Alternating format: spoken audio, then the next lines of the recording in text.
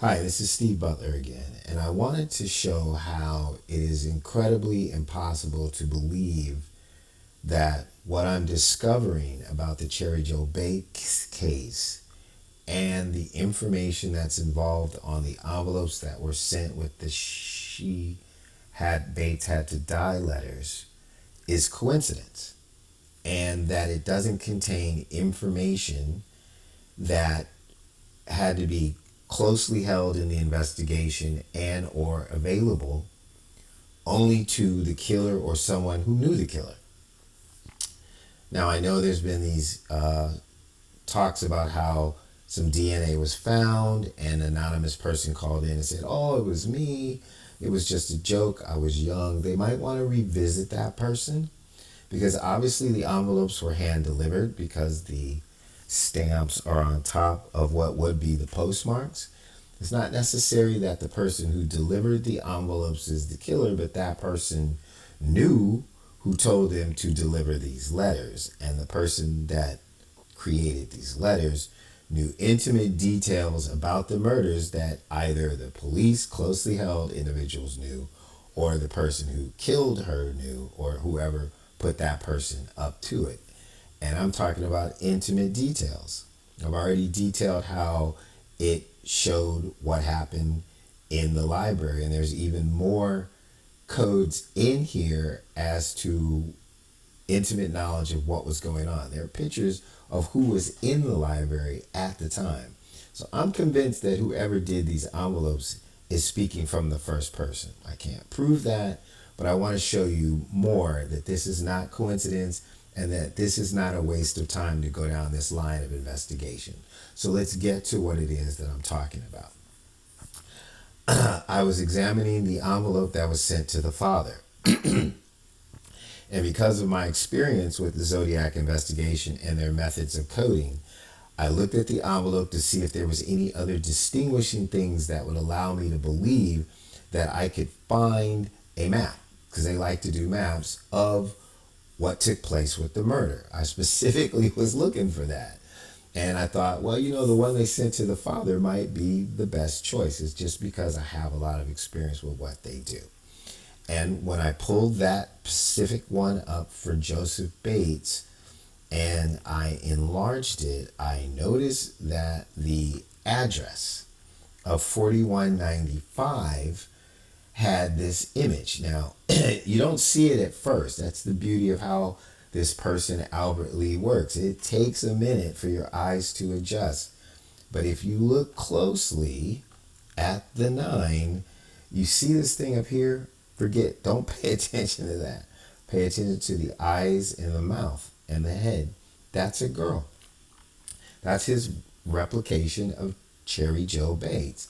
And then you have this long line and this swooping curve and these 2 dots and then this thing here. And I'm thinking this has got to be a map of the murder. Now, this is before I go to Google Maps. I've never been to Riverside Community College. I have no idea where the library is. But if the library at Riverside Community College today is the same library that was there in 1966, this is what I found on Google Maps. It was the Salvatore G. Rotelli Digital Library now, right? And then I was like, okay, so here's the library. But I didn't know where the body was found. So I had to go online and look for that information. I did a search and it said that the body was found on Terracina Drive at approximately 6:28 on the morning of October 31st, Halloween. A groundskeeper named Cleophas Martin discovered Bates' body on the grounds of RCC. Officers from the Riverside Police Department examined the crime scene at Terracina Drive. Bates' body lies at the right of the gravel path.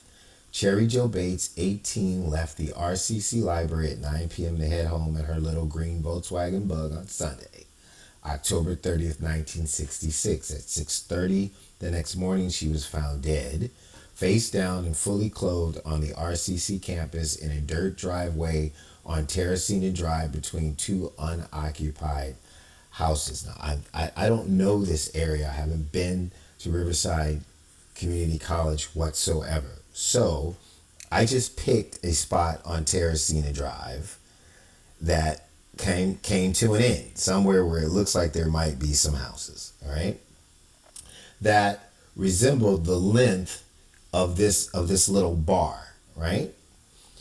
And can you see that this is a 5 with a long bar, right? And then right here, you see these two little dots were grayed out, and then there's two little dots.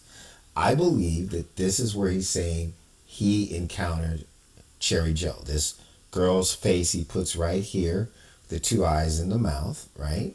So if that's true, right, then this is the library. He comes down, right? So this is the library. He comes down, right? Then he comes around the corner. These two white dots would kind of be sort of where the car was, where the car was disabled, and then somebody came up, presumably telling her he could help her. At least that's what was said in the confession letter, that somebody's trying to pass off as a joke that I don't think was a joke. I think it needs to be reinvestigated based on this. And at that point, according to this, traveled on to here, to this point, right? Where we make this big curve. So we make this big curve. That's a 5. Look at it. That is a 5. You can't make that up. I can't force this to be true. I can't. I didn't make the envelope. I didn't make the topography of Riverside Community College, right? And then it says there's this long thing to somewhere where everybody was. I don't know the exact address, but according to this, it would be somewhere down here where this girl was found deceased. That's not a coincidence. This is not a coincidence. This person is trying to make sure that you don't think this is a coincidence. As someone who is really high up in the Zodiac community said on a blog post in 2017, after apparently Riverside had some anonymous person in 2016 call in and say, "Oh, you got my it's not, it was a hoax. I just wanted to let you know." So an anonymous person calls in and says it was a hoax. I'm really sorry. And maybe they tracked him down in 2021 or whatever. But in 2017, there was a guy who was really smart, and he says, "You can't make all this stuff up. This is not a coincidence." I agree with him 100%. This is not a coincidence.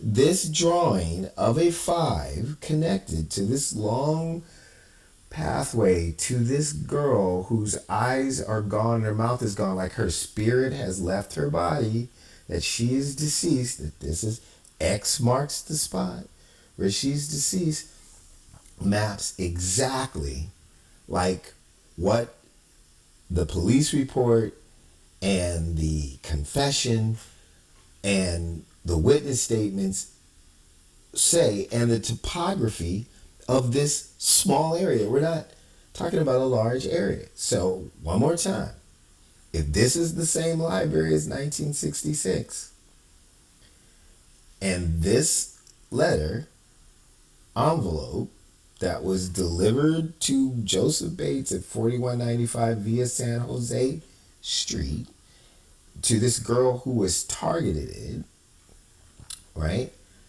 It was hand delivered. It wasn't mailed, right? We come back up here. Let me enlarge the image even more. That is a girl who has those eyes that you see like when you see a ghost, right?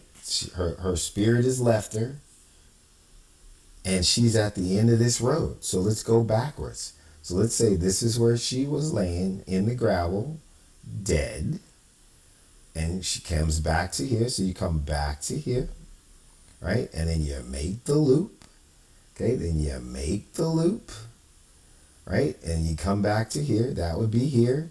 And then he's saying that they met here, maybe if that's where her car was parked, then this is really strong evidence. And then you finish up here at the library.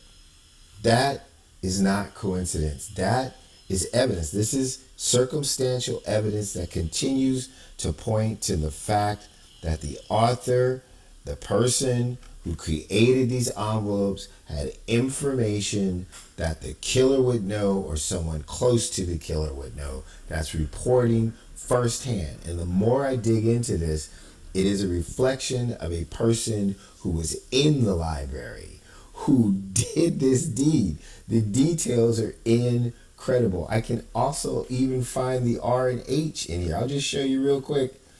That's the H. And on another envelope is the R that signed the letter. So let me get out of there. Where's the one where the R is? Oh, okay. So the one to the Press Enterprise, right, has nobody. That's just a person, right? So there's no R there, right? And then you just go to the one with the police and you blow that up, and there's your R. So remember, the poem was signed by R.H. There's your R, right? And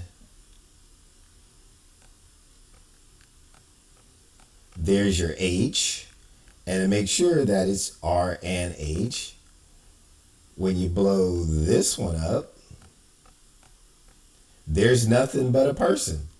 The people in the library. These are images of people that were in the library when he was sitting at the desk writing the poem and stalking her. In that image right there. So finally, again, I'm going to enlarge this and I'm going to get out of here as there's noise outside my door, which is probably not a coincidence. This is her lifeless body, somewhere down here. You come back to the circle, the bottom of the 5. You make the circle. You make the circle. You end up here. He's saying they connected here, somewhere about right here and here. And then you go back up to the library. That's my presentation.